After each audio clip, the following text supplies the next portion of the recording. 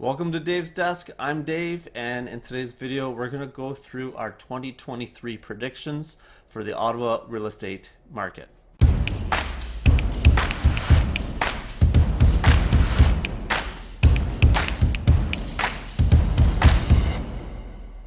So let's take a quick look at the year-end stats published by the Ottawa Real Estate Board. They sold a total of 601 properties on the multiple listing service, and that was down 30%, and that's a big number, down 30%. It was a much slower month. The market slowed down tremendously. If we look at condominiums, the average resale price was just under $435,000. That's up 9%. So a year ago, inventory was less than a month's supply, that things would sell out in a month. But right now, we're at a much healthier level of almost 4 months. And to me, I would consider that a balanced market. When we look at residential, the average cost there would cost you just under $656,000. And that's down 7%. Ottawa has been known as a very steady, stable market. Real estate is a slow, steady appreciation up and to the right, and very seldom, if ever, do we see a negative number. Certainly we haven't seen one like this, a -7, in many years. Quickly on inventory there though, 3.7 months of inventory, also very healthy. This is a 5-year graph, right, where slow and steady appreciation year over year. That's a very healthy market. And then we saw at the end of 2020, we saw a significant spike from November to March. And then again next year, huge spike in November to March. And then it played out of next year, November to March. And in these periods of time, like in a 3-month period, we saw more appreciation in 3 months than we saw in the previous 3 years, from 2017, 18, 19, and so on. And both years were huge appreciation in a very short period of time, not at all sustainable.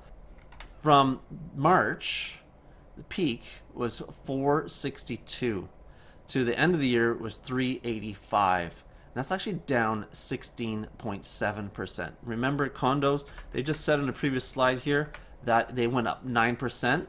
Well, if you look closer, I mean, that is true, but if we look closer, from March to now, they've gone down 16.7%. So one thing that we can take away from here is when the Ottawa Real Estate Board publishes their year-over-year statistics over the next few months, it's not going to look so rosy. It's going to look actually pretty yucky. They're going to have to start showing, year-over-year from February to February. That's going to be a big ouch. It's going to be, minus 16.7%, not a plus 9. So I'm not trying to create some fear. In fact, I'm trying to give some comfort here that we've already experienced this correction, because it's clear that this was unsustainable and unwarranted. This huge uptick in a 3-month period was just ridiculous, and it was appropriate for there to be some sort of correction. If we look at residential numbers, same kind of story, right? The graph goes up. We had a kind of a curious uptick at the end of 2020. We had a pretty big uptick at the end of 2021, another ridiculous uptick at the end of 2022, and then unsurprising to us, it's starting to correct itself. Now, they published a -9, and yeah, that's true. The end of the green line here is 9% lower than the green line over here, so that's appropriate. But the same thing is true here. From March to today, 750 down to 577, it's actually down 23%. Not down -9. So again, as the OREB starts publishing their stats over the next couple months, it's going to be really interesting. It's going to be spicy.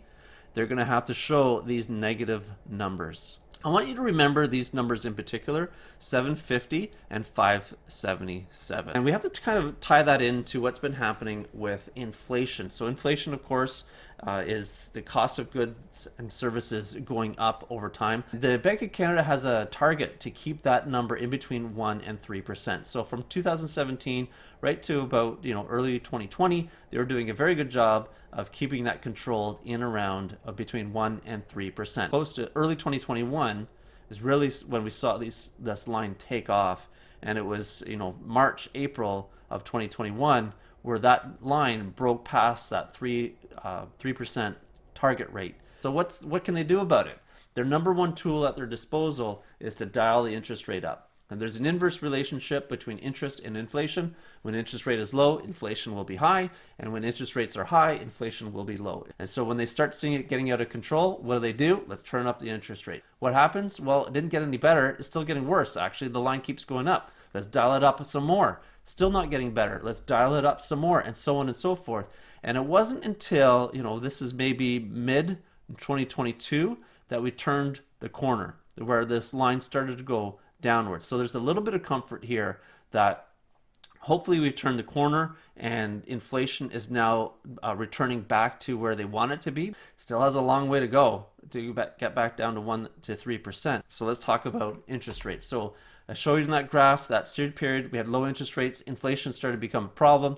They start turning up the interest rate up and up and up and up. So you saw from January where it started at 0.25%, and to the end of the year up 4.25%, up 4% total, which is huge.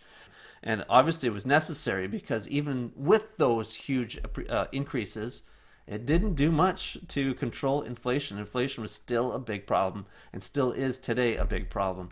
So where will interest rates go? Well, they're certainly not going down anytime soon because inflation is still a problem. We're still way up here. We need to get that back down under 3%. And they may even still go up more. We have a lot of corrections still to do. So they may actually continue to increase the interest rates more.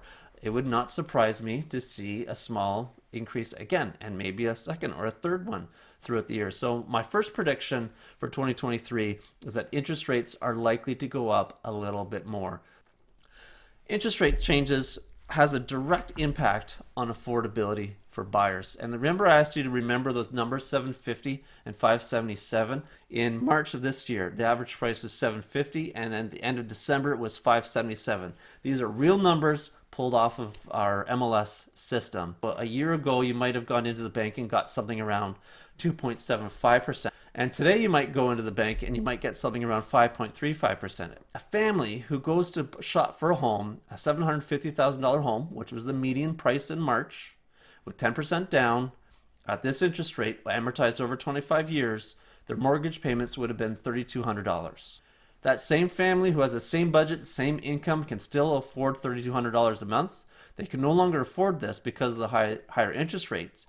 In fact, they can only afford a home of $577. So the same buyer in March would have been able to afford $750. Today, that same buyer can only afford $577, and it's directly correlated to interest rate. As interest rates go up, buyers can afford less, prices go down. So my second prediction is if interest rates go up more, and I'm saying they likely will, then it's very likely that prices will go down a little bit more also. To summarize my predictions, short-term interest rates is likely to go up a bit. I expect the year to be somewhat slow, at least for the first half, and the prices are likely to stay low, maybe even dip a little bit more in the short term. In the long term, interest rates are not likely to return to record lows as we saw a year or two or three ago. Historically, the 5% range is more in line with the 25-year average, so it's likely that we're going to stay in this zone a lot longer. And prices, they might dip or stay low in the short term. The good news about real estate is that history has proven they always go up in the long term. So towards the end of this coming year, 2023, I'm predicting we start to see some slow appreciation again. Don't focus on timing the market, but focus on time in the market. When is the best time to buy real estate? The answer is 10 years ago. When is the second best time to buy real estate? The answer is today. Everyone needs a safe place to live. Everyone needs a place to call home. And why not own it? It's better to own the home. It's a great financial vehicle. It's a great way to build wealth in the long term. Your asset's going to go up in the long run. Why not pay yourself instead of paying someone else every month? If you have any questions about this material, or if you have some questions on how does this impact me directly, if you're a buyer, what does that mean for me? Should I buy now? Should I wait? If you're a seller, what does that mean? How do I get the best value for my home if I have to sell? We would love those conversations, so reach out. A member of our team would love to help you. I invite you to contact me directly, and we'll set something up from there. Thanks for watching. Subscribe to us on YouTube, and as always, I'm Dave Robertson, your real estate professional for life.